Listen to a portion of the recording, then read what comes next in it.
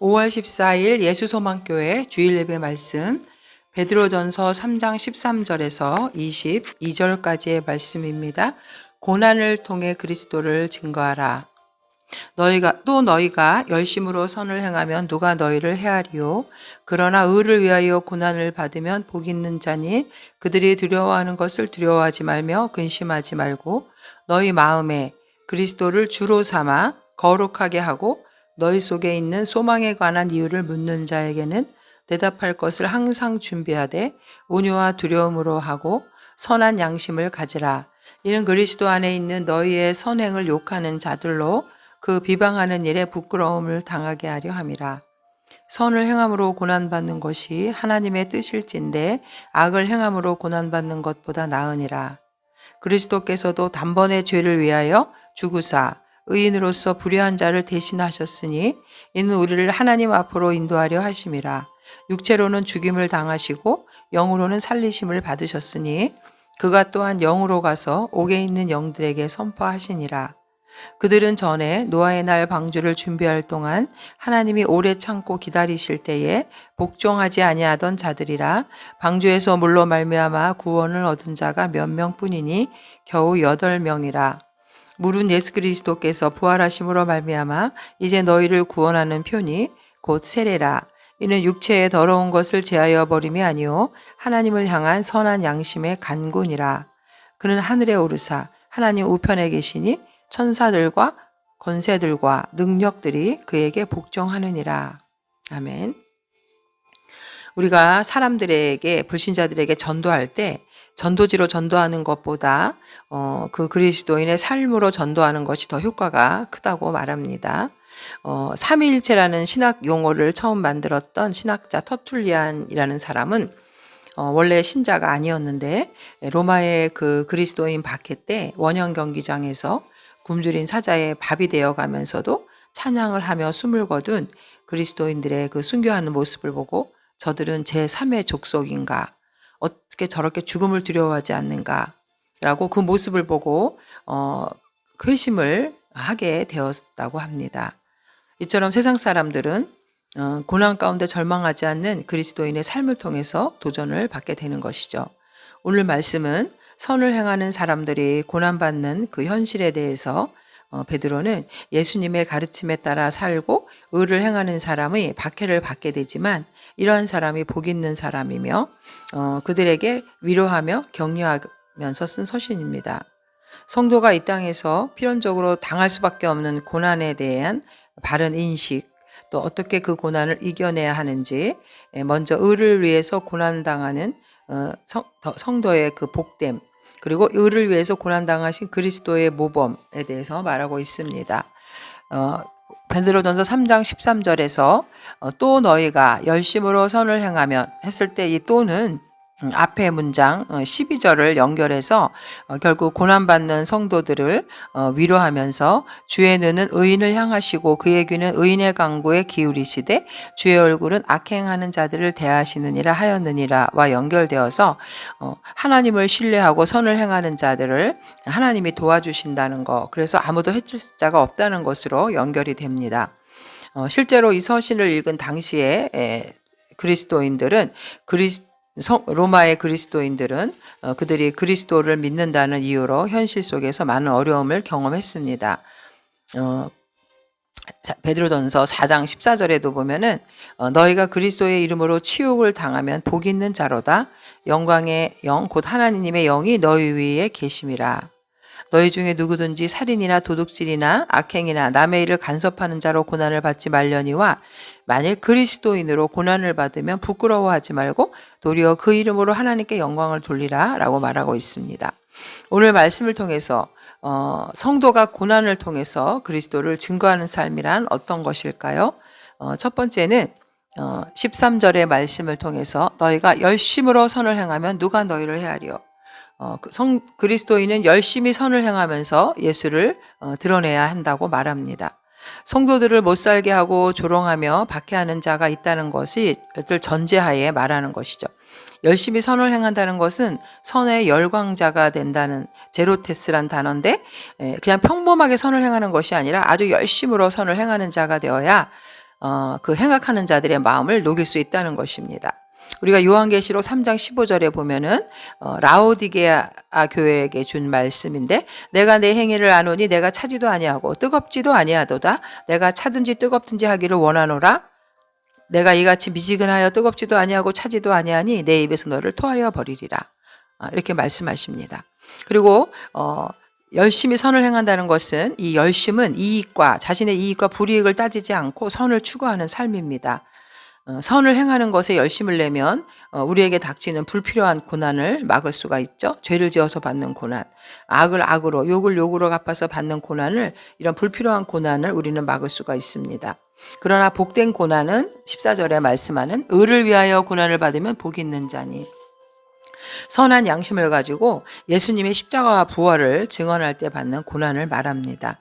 우리에게 이 선한 양심은 도덕적으로 우리를 감시하는 체계죠. 우리는 이 양심이 녹슬지 않도록 우리는 부지런히 기도와 말씀으로 성화되어 가야 합니다. 우리의 양심이 녹슬 때, 우리가 세상 사람들에게 본을 보이지 못하고 죄를 지을 때 결국 세상이 복음을 무시하는 빌미를 제공하는 것이죠. 베드로는 먼저 불신자들과 우리가 함께 살아갈 때 성도들이 열심으로 선을 행하는 것이 고난을 이기는 최선의 방법이라고 말하는 것입니다. 로마서 8장 31절에도 보면, 그런즉 이 일에 대하여 우리가 무슨 말하리요?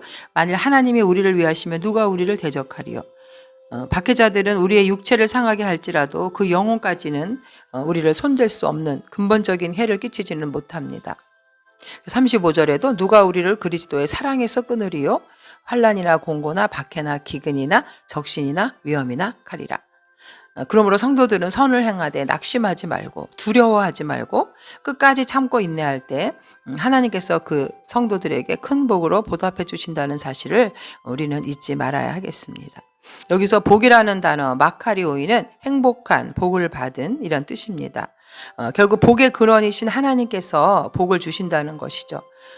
우리가 옳게 살고 선을 행할 때 고난을 겪을 수밖에 없지만, 그것을 손해가 되거나 불행하거나 슬퍼하는 일로 보지 말고 행복한 것으로 보라는 것입니다. 왜 그러냐 하면, 사실 하나님께서 우리에게 복을 주신다는 개념은, 이 땅에 살면서도 하나님은 우리를 그 시험에서 감당할 만한 시험 능력을 주십니다. 고린도전서 10장 13절에도 사람이 감당할 시험 밖에는 너희가 감당한 것이 없나니 오직 하나님은 미쁘사 너희가 감당하지 못할 시험 당하면 허락하지 아니하시고 시험 당할 즈음에 또한 피할 길을 내사 너희로 능히 감당하게 하시느니라.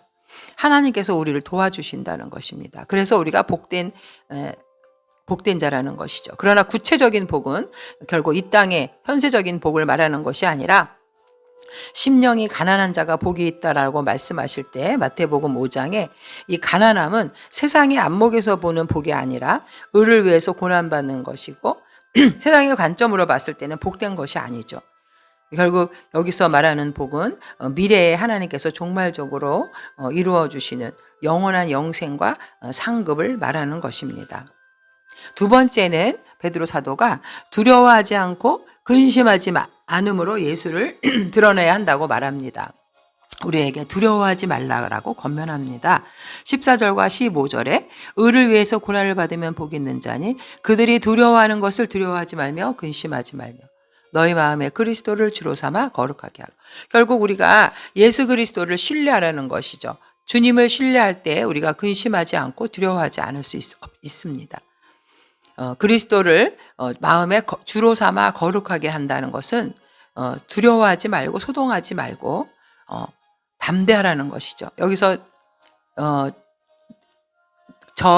너희는 그들이 두려워하는 것을 두려워하지 말라 했을 때, 이 그들은 세상 사람들이 말하는데, 그들이 두려워하는 것은 결국 물질적 손해, 세상 권력, 우상, 병, 죽음 등을 그들이 두려워하는데, 성도는 그런 것을 두려워하거나 마음이 동요돼서는 안 된다는 의미도 있지만, 더 근본적으로는 그들이 우리 성도들을 핍박할 때 우리는 하나님과 그리스도를 모시는 전능의 손에 의탁하는 자들이기 때문에, 주님의 사랑과 전능을 믿기 때문에 염려와 근심과 공포가 우리 마음에서 사라져야 한다는 것입니다. 요한복음 14장 1절에도 너희는 마음에 근심하지 말라, 하나님을 믿으니 또 나를 믿으라.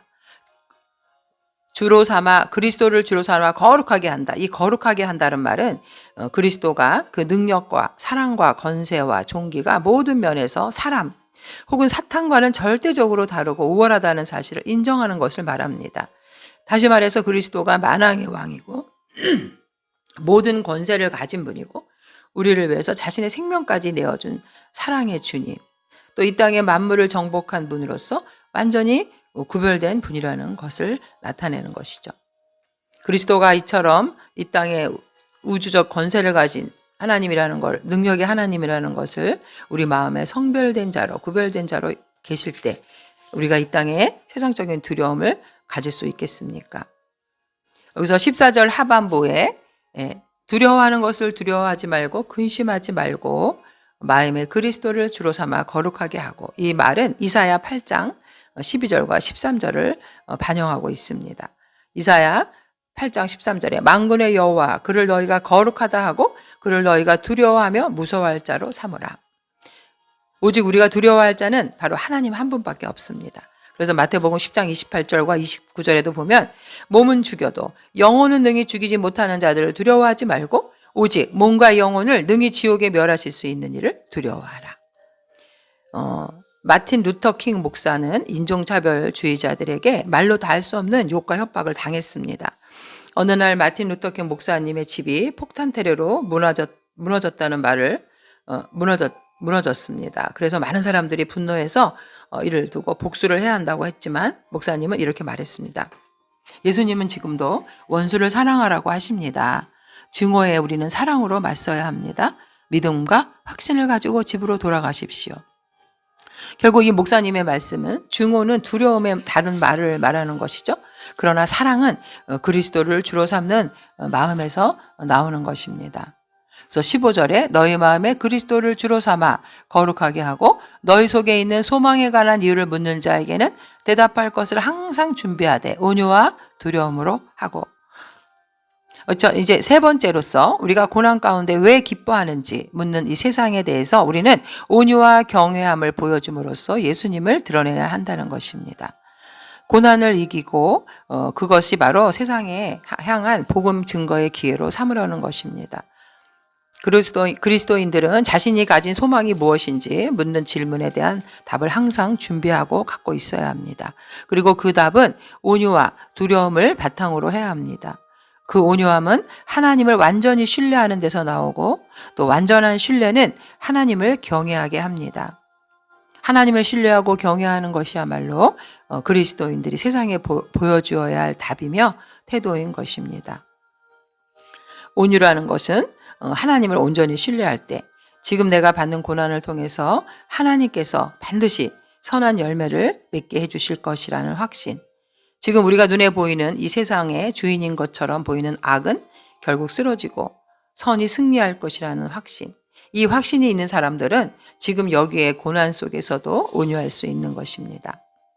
그래서 성도들이 의를 위해서 고난을 당하면서 소망 중에 참으며 선행으로 대처하라는 권면을 하고 있는 것입니다. 이제 사도 베드로는 왜 우리가 고난 가운데서도 기뻐하고 그것을 묻는 자들에게 온유와 경외함을 통해서 복음을 증거해야 하는지 18절 이후에 예수 그리스도의 사역에 대해서 설명하고 있습니다. 예수님은 18절에도 보면은 그리스도께서도 단번에 죄를 위하여 죽으사 의인으로서 불의한 자를 대신하셨으니 이는 우리를 하나님 앞으로 인도하려 하심이라. 육체로는 죽임을 당하시고 영으로는 살리심을 받으셨으니. 그리스도께서는 의로운 분이셨지만 인간의 죄 때문에 고난을 받으셔야 했습니다. 그 결과로 죄인인 우리들이 구원을 얻고 하나님께 가까이 나아갈 수 있게 된 것이죠. 결국 우리를 위해서 고난을 기꺼이 감당하는 예수님의 이런 모범은 다른 사람들이 구원을 얻도록 하기 위해서 복음을 증거하고 고난까지도 기꺼이 감당하게 하는 삶을 우리로 하여금 살게 하는 것입니다. 그 사도 바울은 골로새서 1장 24절에도 나는 이제 너희를 위하여 받는 괴로움을 기뻐하고 그리스도의 남은 고난을 그의 몸된 교회를 위하여 내 육체에 채우노라. 그리스도는 이처럼 육신으로 오셔서 죽음을 통해 십자가 죽음으로 고난을 받으실 뿐 아니라 19절에 보면은 그가 또한 영으로 가서 옥에 있는 영들에게 선포하시느라. 영으로 불순종하고 불복했던 자들에게까지 부활의 승리를 전파하셨습니다. 그리스도의 죽음은 결국 우리 죄인들을 위한 그런 대속의 대가였죠. 우리의 죄악으로 인해서 우리가 받아야 할 형벌의 값을 예수님은 대신 자신이 지불해 주셨습니다. 이것이 바로 의인으로서 불의한 자를 대신하셨다는 말씀이죠. 옥에 있는 그리고 예수님은 십자가에서 또 고난 받으시고 다시 부활하심으로 영으로 선포하셨다. 여기서 영으로 가셨다는 것은 부활하신 몸, 영의 몸을 말하는데 육체로는 죽임을 당하셨지만 부활하셔서 그 영의 몸으로 지옥에 있는 옥에 있는 영들에게 선포하셨다는 것입니다. 여기서 옥에 있는 영들은 누가복음 16장 23절과 24절에 부자와 나사로 이야기가 나오죠. 그가 음부에서 고통 중에 눈을 들어 멀리 아브라함과 그의 품에 있는 나사로를 보고 불러 이르되 아버지 아브라함이여 나를 긍휼히 여기사 나사로를 보내어 그 손가락 끝에 물을 찍어 내 혀를 서늘하게 하소서 내가 이 불꽃 가운데 괴로워하나이다. 결국 하나님을 믿지 않고 지금 영적으로 지옥에서 갇혀있는 그런 불순종의 영들을 말합니다. 베드로후서 2장 9절에서 주께서 경건한 자는 시험에서 건지실 줄 아시고 불의한 자는 형벌 아래 두어 심판날까지 지키시며 죽은 후에 처벌의 장소에 있는 불신자들을 말하고 있습니다. 그리고 이 옥에 있는 영들은 20절에 그들은 전에 노아의 날 방주를 준비할 동안 하나님이 오래 참고 기다리실 때에 복종하니 아니하던 자들이라. 복종하지 아니하는 자들이라고 옥에 있는 영을 설명합니다. 그래서 결국 그리스도께서 영으로 옥에 있는 영들에게 가셨다는 말씀은 그리스도께서 부활의 몸으로 지옥에 있는 불신자들을 구원하기 위해 지옥에 가셨다는 것이 아닙니다. 일단 우리는 구원받는 것은 이 땅에서만 기회가 있는 것이죠. 결국 부활하신 그리스도께서 불신자들에게도 그들의 불신이 어리석었다는 것을 드러내주고 선포하시면서도 성도들에게는 영생의 부활이 있을 때까지 우리에게 위로와 소망이 있다는 것을 선포한 것으로 우리는 해석을 해야 합니다. 베드로가 그리스도께서 직접 받은 육체와 영혼의 고통으로 능히 자기 백성에게 구원과 복락을 주실 수 있는 분이라는 것을 선포하기 위해서 나타내기 위해서 그리스도께서 영으로 옥에 있는 영들에게 가셨다라고 말하고 있습니다. 왜냐하면 베드로는 성과 의를 위해서 행하면서도 고난받는 성도들이 복 있는 자들이고 소망을 가진 자들이라고 말하면서 그 고난이 하나님의 뜻이었기 때문에 낙심하지 말 것을 격려하기 위해 이 말을 하고 있는 것입니다. 그리고 노아의 홍수 사건을 통해서 하나님의 인내를 말합니다.